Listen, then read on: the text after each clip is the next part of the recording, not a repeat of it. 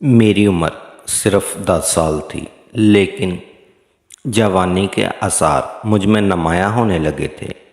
تو ابا نے اسکول سے ہٹا لیا اور مجھے ایک مدرسے میں داخل کروا دیا۔ میرے باپ کا قد بہت لمبا تھا۔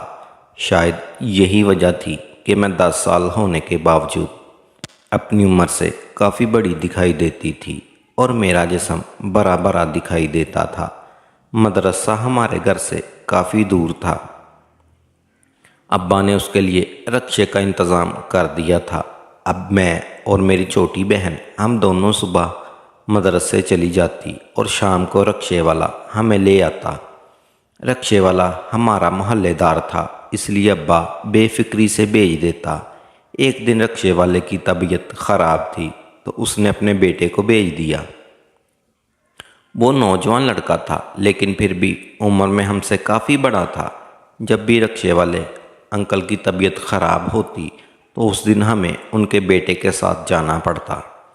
وہ بھی رکشہ ہی چلاتا تھا۔ ایک دن واپسی پر اس نے مجھے ایک شاپر دیا اور کہا اس کو گھر جا کر سب سے چھپا کر کھولنا۔ میں نے وہ شاپر لے لیا۔ گھر آ کر سب سے چھپ کر دیکھا تو اس میں ایک موبائل تھا۔ وہ اکثر موبائل پر مجھ سے بات کرنے لگا۔ رات کو جب اماں سو جاتی تو میں چوری چھپے کبھی کبھی اس سے بات کر لیتی۔ میں اپنے گھر کے گٹے ہوئے ماحول سے اس قدر تنگ آ گئی تھی کہ میں نے اپنی بے چینی ختم کرنے کے لیے اس کا سہارا لیا۔ اس کا نام لیاقت تھا۔ اب جیسے جیسے دن گزر رہے میری اس کے ساتھ دوستی چلتی ہوئی، اور پھر ایک دن رات کے اندھیرے میں وہ مجھے گھر سے بھگا کر کراچی لے آیا۔ نادان تھی، لیاقت جیسے شخص کی باتوں میں آ گئی۔ دوسری طرف میرا باپ تھا جس نے گھر کا ماحول جہنم بنا رکھا تھا۔ چند دن تو اس نے مجھے ہوٹل میں رکھا اور خوب جی بھر کر اس نے میرے حسن اور جوانی کو لوٹا۔ جب میں نے اس پر زور ڈالا کہ تم شادی کا وعدہ کر کے مجھے ساتھ لائے تھے تو کہنے لگا اچھا وہ بھی کر لیں گے، تمہارے ابا نے پرچہ کروا دیا ہے۔ میرے دوست نے آج ہی فون پہ مجھے اطلاع دی ہے۔ تم ابھی صبر کرو، تھوڑا معاملہ ٹھنڈا ہو جائے تو پھر دیکھتے ہیں کیا کرنا ہے۔ یہ کہہ کر وہ باہر نکل گیا اور کہنے لگا اچھا تم بیٹھو، کچھ کھانے پینے کو لے کر آتا ہوں۔ میں کمرے میں بیٹھی اس کا انتظار کرنے لگی۔ کافی دیر گزر گئی، وہ واپس نہ آیا۔ جب کافی ٹائم گزر گیا تو مجھے گھبراہٹ ہونے لگی۔ اتنی دیر میں 2 لوگ کمرے میں آئے۔ میں جلدی سے اٹھی اور کہا کون ہیں آپ؟ پھر ایک بولا سب بتا دیتے ہیں۔ میں نے کہا آپ باہر نکل جائیں، نہیں تو میں شور مچاؤں گی۔ پھر ایک شخص نے مضبوطی سے میرا ہاتھ پکڑا اور بیڈ پر دھکا دے دیا۔ پھر بولا وہ زیادہ ایکشن دکھانے کی کوئی ضرورت نہیں۔ پھر دوسرے شخص سے کہنے لگا او جڑ لو، اس سے بتاؤ کون ہے تو؟ اس کی بات سن کر میرا دل دھک سے رہ گیا۔ وہ کہنے لگا کہ تمہارے اس نام و نہاد عاشق کو پولیس نے ہوٹل کی لابی سے گرفتار کر لیا ہے۔ ہم لوگ اس وقت ہی وہی موجود تھے۔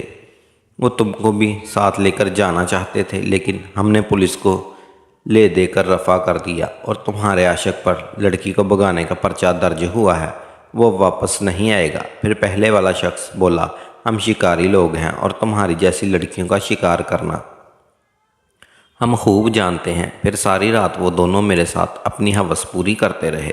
صبح انہوں نے مجھ سے کہا چلو تیار ہو۔ وہ مجھے اپنے ساتھ گاڑی میں بٹھا کر ایک نئی جگہ لے آئے۔ وہ جگہ میرے لیے بڑی عجیب سی تھی۔ اپنی زندگی میں پہلی بار میں نے اس جگہ کو دیکھا تھا۔ شام کا ٹائم تھا۔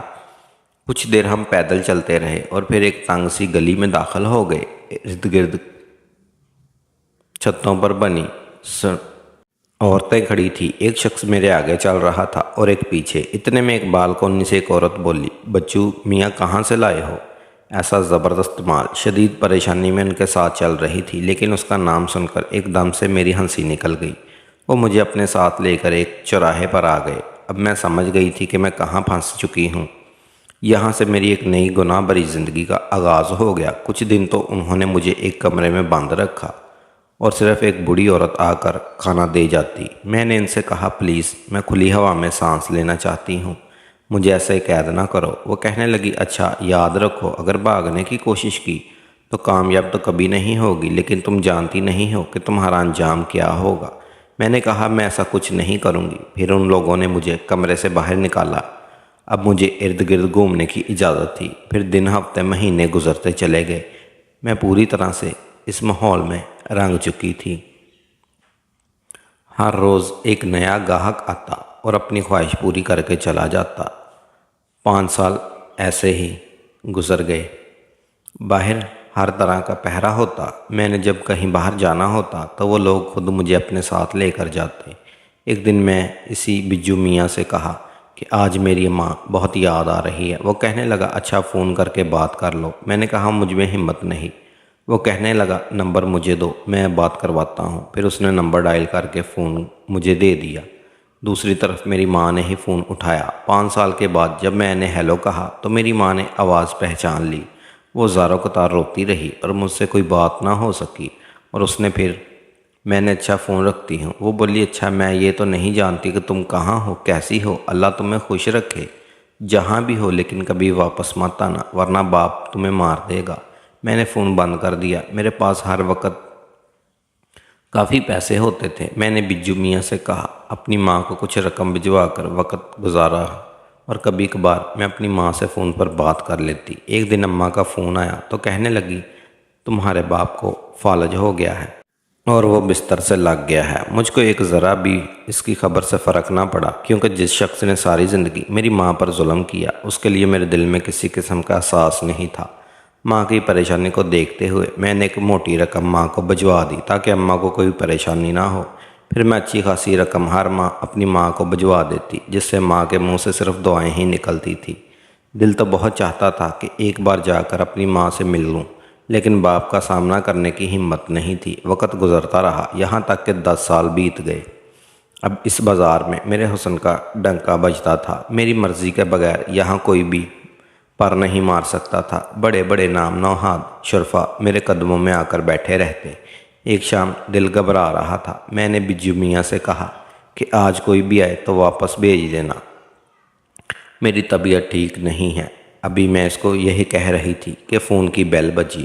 دوسری طرف میری چھوٹی بہن تھی، وہ زاروں قطار رو رہی تھی۔ جب اس نے یہ کہا کہ امی ہمیں چھوڑ کر چلی گئی ہیں تو فون میرے ہاتھ سے چھوٹ کر گر گیا۔ بجو میاں پاس ہی کھڑا تھا۔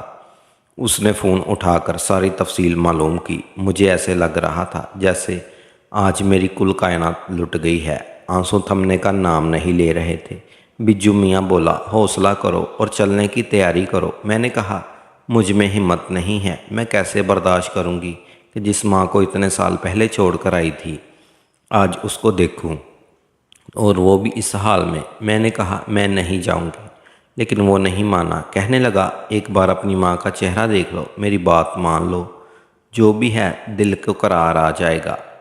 پھر اس نے گاڑی تیار کروائی اور 2 لوگوں کو اور ساتھ لیا اور مجھے میرے گھر لے آیا۔ جب گھر میں داخل ہوئی تو ایک طرف صحن میں میری ماں کی چارپائی پڑی تھی اور دوسری طرف میرا فالج زدہ باپ بستر پر لیٹا ہوا تھا۔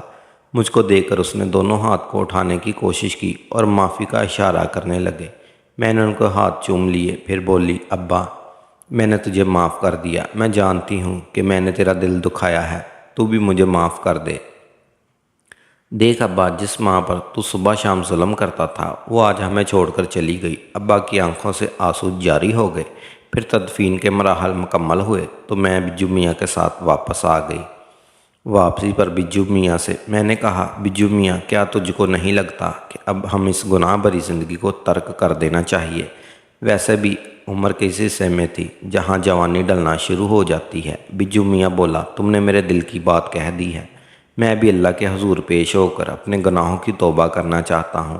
اگلے چند دن ہم بعد 5 لوگ عمرے کے لیے روانہ ہو گئے۔ پھر وہاں جا کر جتنا جی بھر کر رو سکتی تھی روئی، بلکہ سچ کہا تو وہاں جیسی جگہ جہاں خود بخود آنکھوں سے آنسو جاری ہو جاتے ہیں۔ بس نہ جانے کون سا لمحہ تھا کہ دل کو ایک قرار آ گیا۔ سر اٹھا کر دیکھا تو یوں لگا جیسے میری توبہ قبول ہو گئی ہو۔ بجو میاں ابھی تک سجدے میں سر جھکائے ہوئے تھا۔ جب کافی دیر گزر گئی تو میں نے اسے ہلایا تو وہ ایک دم سے ایک طرف ڈلک گیا اور اس کی روح پرواز کر چکی تھی۔ شاید خدا کو ایسے ہی منظور تھا۔ میں نے واپسی کا ارادہ منسوخ کر دیا اور اپنے آپ کو وہاں کے لیے وقف کر دیا۔